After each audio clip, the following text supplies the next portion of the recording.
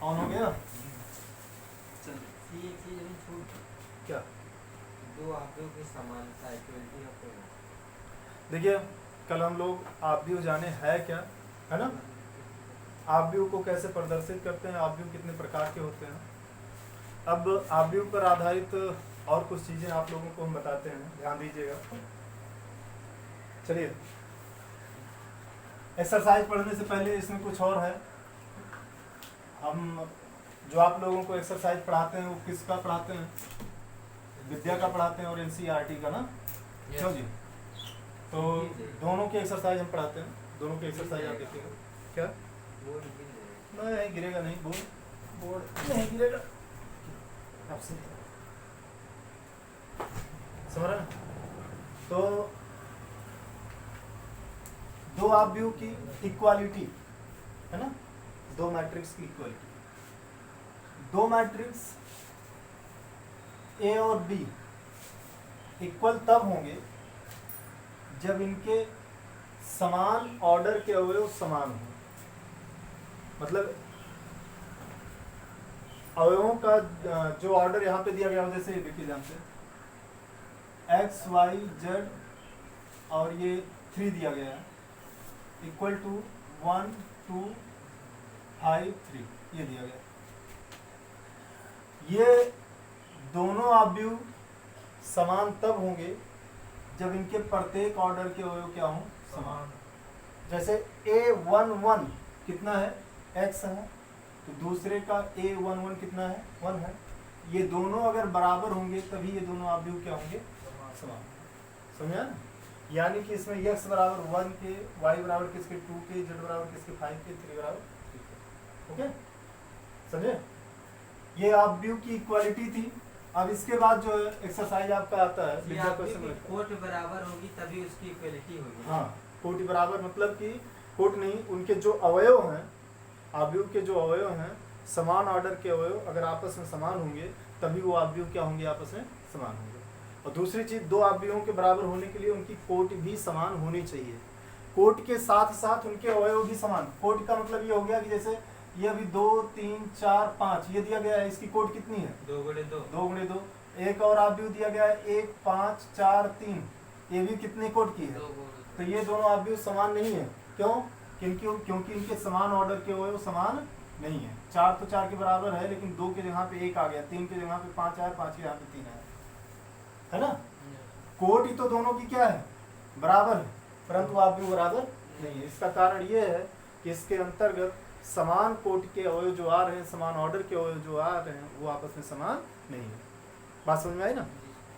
चलिए, बराबर अवयवों के लिए आगे देखिए।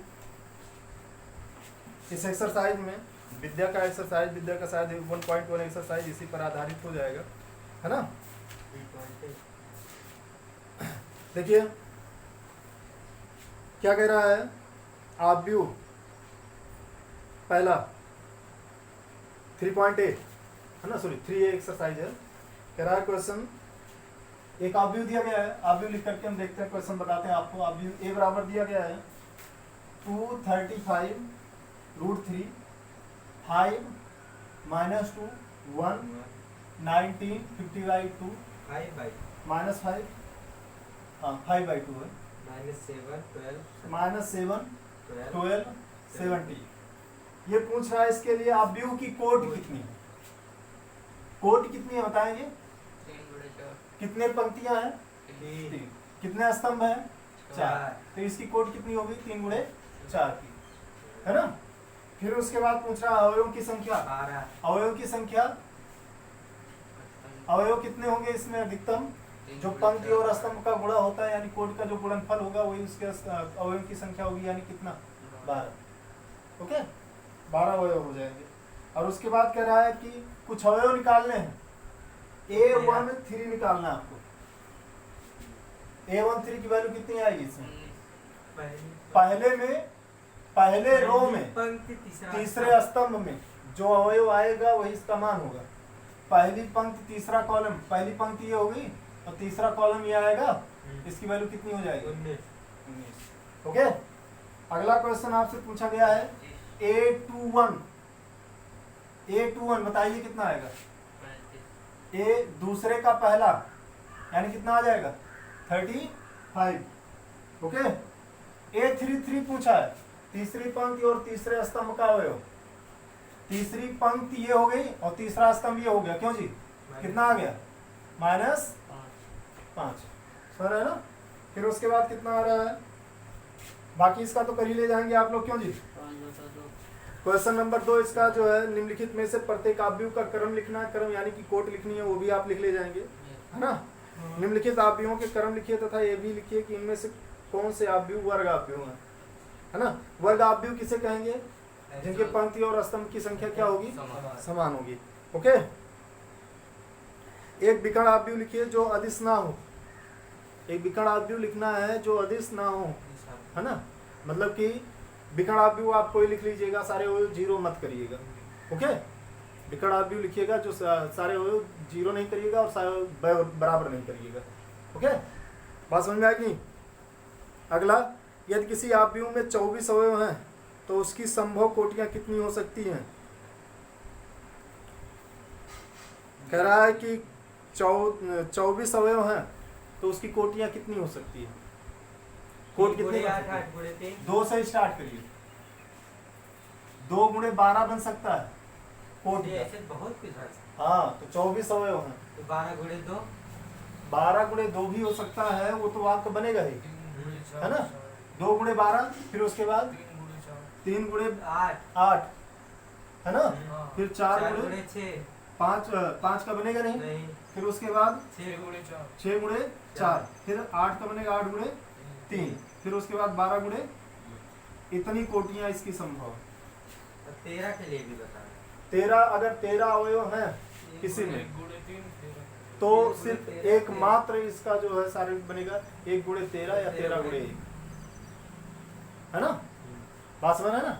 जब अवयवों की संख्या विषम हो, ध्यान दीजिएगा, जब अवयवों की संख्या विषम हो तो मैक्सिमम टाइम में आपका याद रखिएगा कि इस तरीके से, विषम नहीं, जो विभाज्य ना हो, है ना। मतलब कि अभाज्य संख्या अगर दी गई है अवयवों की तो उनका 1 गुणे में ही बनेगा, है ना।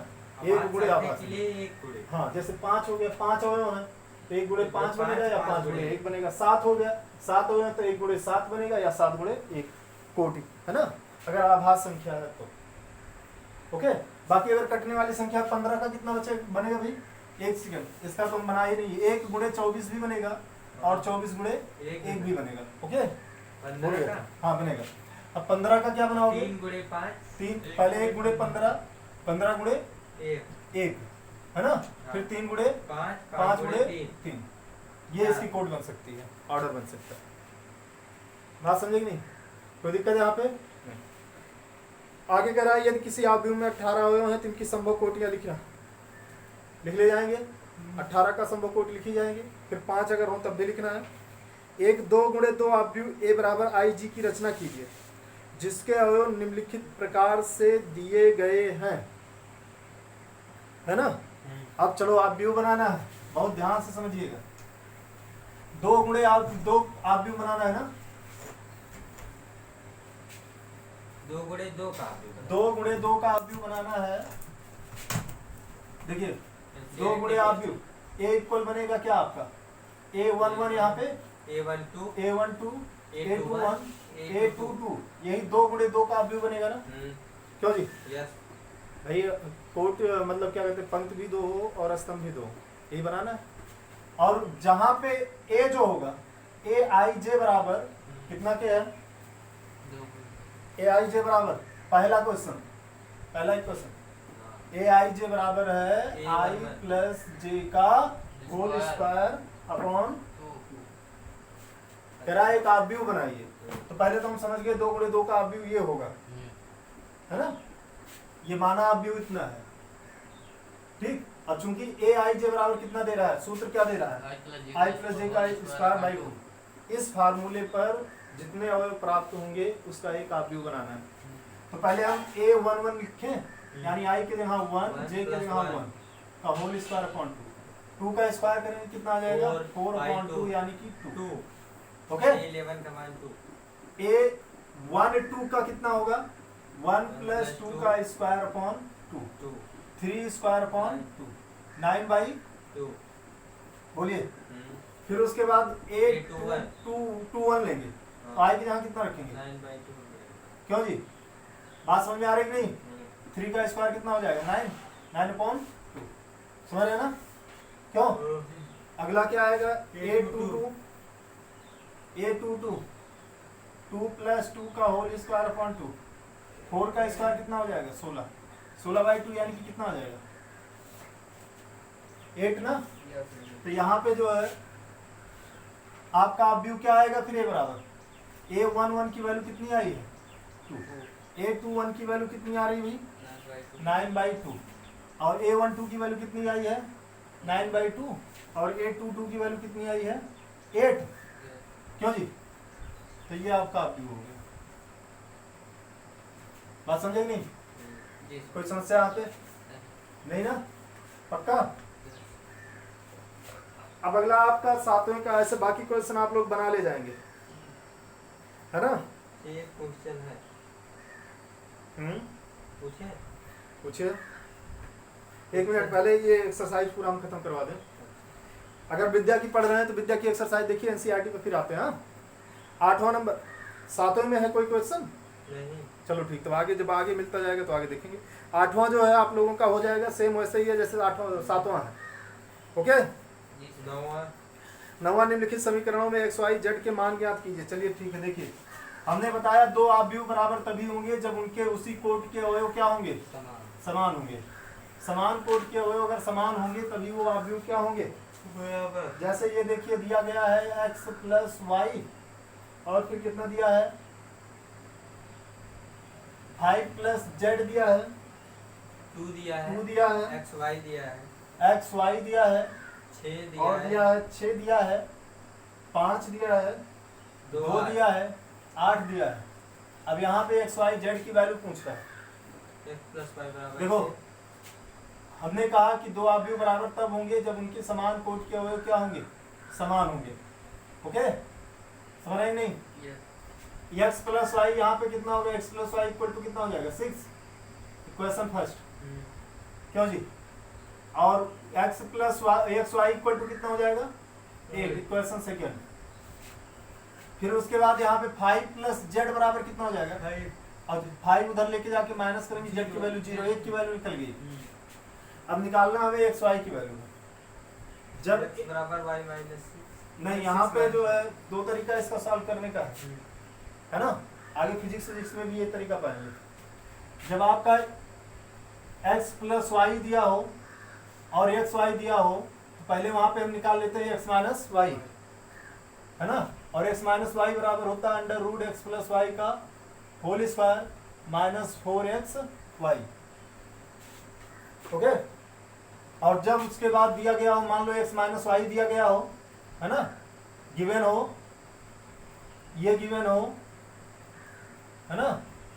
ये गिवन हो, मान लो दिया है, तो हम ये इसको जो है क्या करेंगे? निकालेंगे। ओके, गेन करेंगे। समझ में आया ना?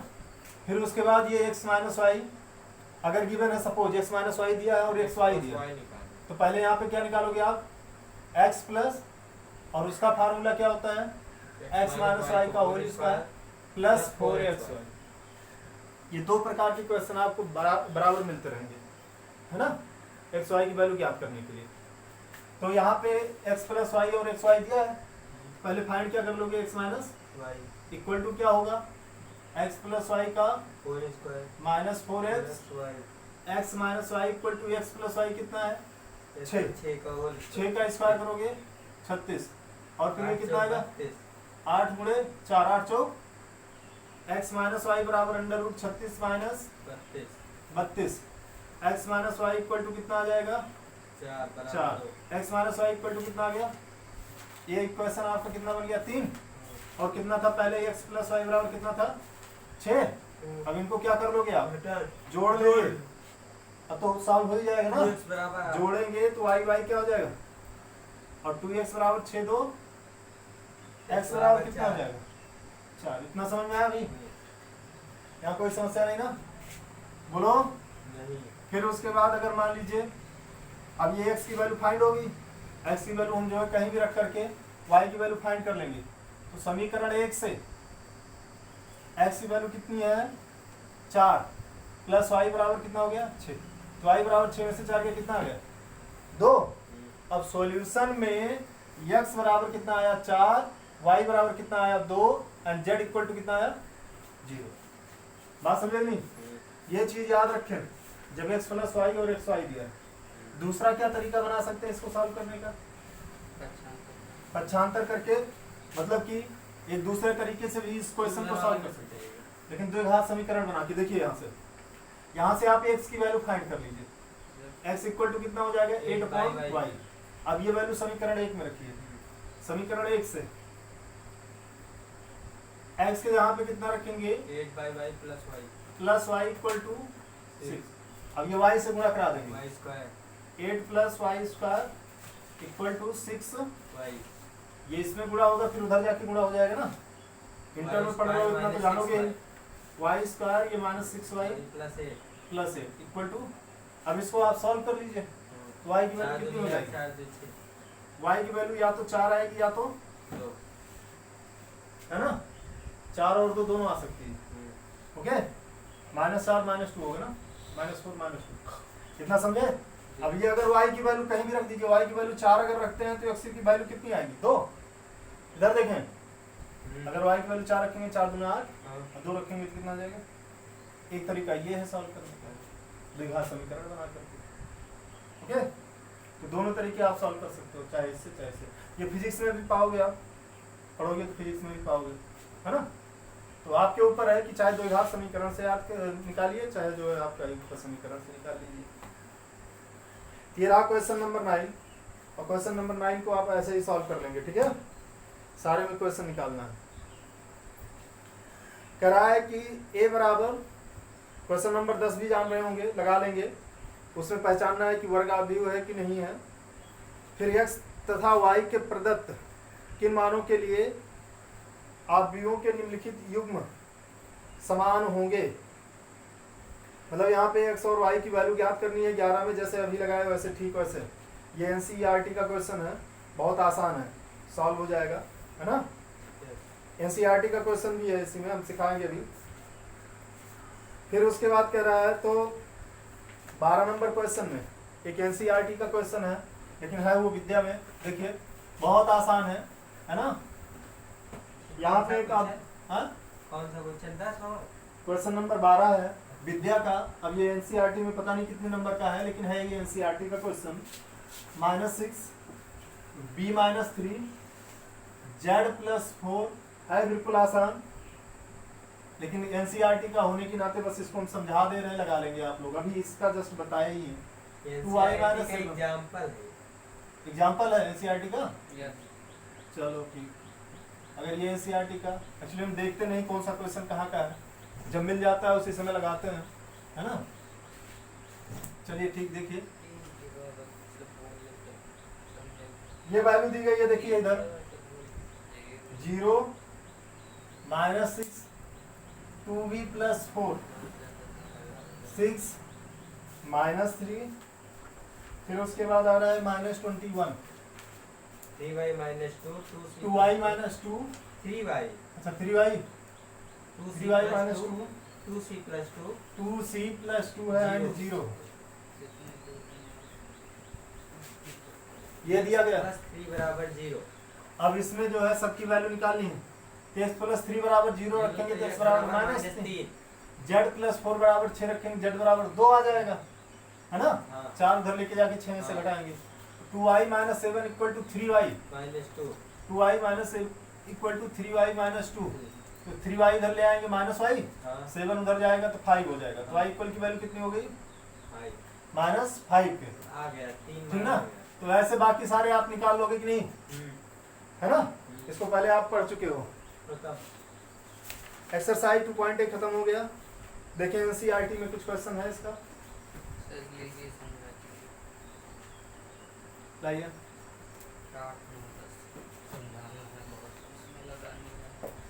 ओके,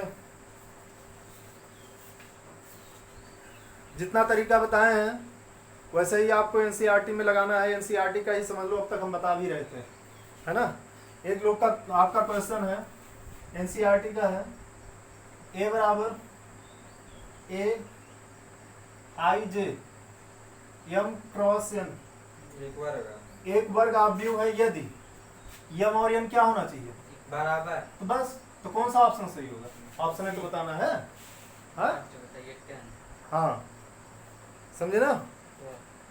10 नंबर, 3 गुणे 3 कोट के ऐसे अवयवों की कुल कितनी संख्या होगी जिनका प्रत्येक प्रविष्ट 0 या 1 हो, है ना? 0 से स्टार्ट होने वाला और 1 से स्टार्ट होने वाली कितने अवयवों की संख्या होगी? ये क्वेश्चन जो है थोड़ा आपको कल बताएंगे, ओके? हाँ, इसका एक तरीका हम बताएंगे आपको, तो उसमें ये सब चीज़ें बता देंगे कि किसी विशेष नंबर से स्टार्ट होने वाले का जो है हम अवयव की संख्या कैसे निकालते हैं, है ना? जिसकी प्रत्येक प्रविष्ट 0 या 1 हो, तो ऐसे कितने अवयव हो सकते हैं इसको हम बताएंगे, ओके? 9 फैक्टोरियल की वैल्यू निकालिए, कितना होगा? 9 का 2 की घात 5 9 ना। हाँ, देखिए कितना हो रहा है, तब क्या 2 दूनी 4 दूनी 8 दूनी 16 दूनी 32 दूनी 64 दूनी 512। 512, ठीक है। अब इसमें एक तरीका हम बताते हैं, जो कोट ई होती है ना? पहला नंबर तो वो कितने अवयव को बोल रहा है, अवयव संख्या, आव्यूह की संख्या जो होगी, आव्यूह की संख्या ये बराबर होगा अवयव, अवयव की है ना? संख्या नहीं, अवयव के प्रकार पावर अवयव की संख्या। अब 3 गुणे 3 कोटि का अवयव है तो अवयव की संख्या कितनी होगी? 9। और अवयव के प्रकार 0 और कितना दिया है? 1 दिया। 2 प्रकार का है ना, तो आप यहाँ पे लिखोगे 2, तो 2 की पावर कितना हो जाएगा? बराबर कितना हो जाएगा? 512। फैक्टोरियल में नहीं आएगा, ठीक है? बात समझे नहीं? जितने प्रकार के अवयव हैं उनकी घात अवयव की संख्या। अब ये अगर होता 2 गुणे 3 कोटि का बनाना है तो 2 की पावर कितना हो जाता है? 6। 2 3 6, समझे ना? 2 गुणे 3 का बनाना होता तो 2 की पावर कितना हो जाता? 6 हो जाता है ना? अब एक और बनाना है तुम्हें, 0 1 2 3, 0 1 2 है, परिविष्ट अवयव जो है वो कौन से हैं? 0 1 और 2। अवयव के प्रकार कितने हो गए? 3 और बनाना है आपको 2 गुणे 2 कोटि का, 4 तो 4। 3 की पावर कितना हो जाएगा? 4 81 अवयव बन सकते हैं इससे। हाँ, बात समझ में तो आ गई ना? ये फार्मूला आप रखेंगे अवयव के प्रकार और अवयव की संख्या। थोड़ा भूल रहे थे इसलिए बोले थे कल बताएंगे, आपने याद दिला दिया, आगे आपको। हाँ, अवयव की संख्या कैसे निकालेंगे? अवयव के प्रकार, अवयव के प्रकार, कितने प्रकार के अवयव प्रविष्ट किए जा रहे हैं, और फिर उसके बाद अवयव की संख्या।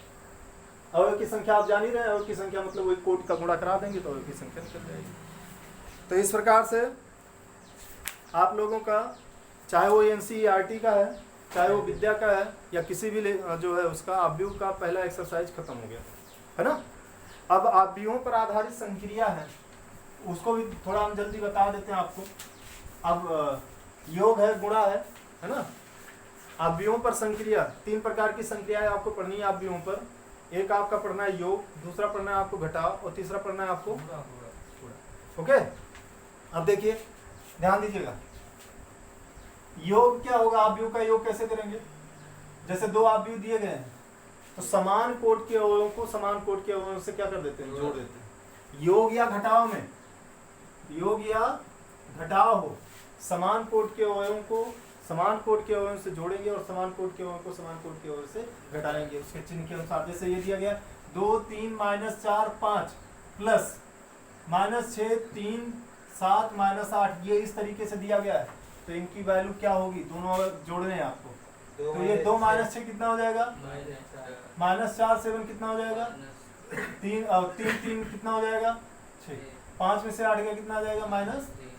ये आपका इसका आंसर हो जाएगा। अगर यहीं पे इसको माइनस करना होता तो वैल्यू कितनी आएगी बताइए? 2 में से 2 6 कितना हो जाएगा? ये माइनस है तो प्लस हो जाएगा, है ना?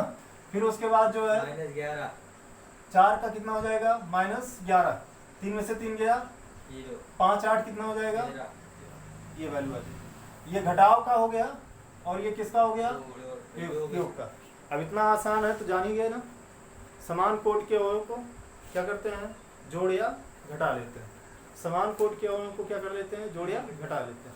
इतना समझ में आ गया ना, यहाँ पे कोई समस्या नहीं ना। अब किसी अगर अदिश राशि से इसमें गुणा कराते हैं, आव्यूह सदिश है ना, बताए थे, अगर हम किसी अदिश राशि से इसमें गुणा कराते हैं तो सभी राशियों में उसका क्या हो जाता है, गुणा हो जाता है। जैसे अगर हम 2 से गुणा कराएंगे, 2, 3, 4, 5 में, तो ये कितना हो जाएगा, इसकी वैल्यू 4, 8, 6 और 10। समझे ना, क्यों जी? आव्यूह सदिश होता है और सारणिक क्या होता है, अदिश। आव्यूह का ही परिमाण क्या होता है, सारणिक होता है। आव्यूह और सारणिक में क्या अंतर हमने बताया था, आव्यूह जो होगा वो किसी भी ऑर्डर में हो सकता है ना, आयताकार होता है, आयताकार हो सकता है, वर्गाकार भी हो सकता है, लेकिन सारणिक केवल क्या होगा, वर्गाकार होगा, है ना, मतलब पंक्तियों आव्यूह का सरल रूप सारणिक। हाँ, आव्यूह का सरल रूप सारणिक, या आप ये कह सकते हैं आव्यूह का जो मापांक होता है वो क्या होता है, सारणिक होता है। सदिश राशि का जो मापांक होगा वो क्या हो जाएगा, अदिश राशि, यानी कि वही सारणिक हो गया। पंक्तियों तथा स्तंभों के अदिश गुणन को ही आव्यूह कहेंगे ना। अदिश गुणन को, हाँ, अदिश गुणन को आप आव्यूह कह लीजिए, फिर सदिश गुणन को आप आव्यूह कहेंगे, और उसके अदिश गुणन को आप जो कह देंगे वो क्या हो जाएगा, सारणिक हो जाएगा। ठीक है, हाँ। अब इधर देखें, तो ये आपका आव्यूह का कुछ संक्रिया थी। आव्यूह की कुछ संक्रिया में आपने योग पढ़ा, घटाव पढ़ा, और किसी अदिश से अगर गुणा करना हुआ, किसी राशि से अगर गुणा करना हुआ, ये सीख लिया, है ना। क्या हो गया, चल रहा है वीडियो, हाँ। अब इसके बाद जो है आप लोगों का देख लेते हैं, और टॉपिक क्या रह जा रहा है, आव्यूहों का योग है। आव्यूहों का जो है आपने अदिश आव्यूह का गुणा पढ़ लिया। अब इस पे आधारित कुछ जो है आप लोगों के नियम है, संक्रियाएं हैं, वो हम आपको कल सिखाएंगे। साहचर्य हो गया और ये सब चीजें, वो जो हमने बताया था। आव्यूह तो बहुत पढ़े होंगे, आव्यूह के आगे एक्सरसाइज भी कर लिए, लेकिन जो इनका फार्मूला डेरिवेशन है, फार्मूला जो मतलब पढ़ना चाहिए, सूत्र जो पढ़ना चाहिए, वो चीज़ें अब आपको सीखना है ना, उसको हम सिखाएंगे। ठीक है, तो अभी आज इतने बस, आपने एक्सरसाइज पढ़ा और उसके बाद उस पर संक्रिया पे योग पढ़ा, घटाव पढ़ा और गुणा पढ़ लिया, है ना। बाकी और कल पढ़ाएंगे। ओके।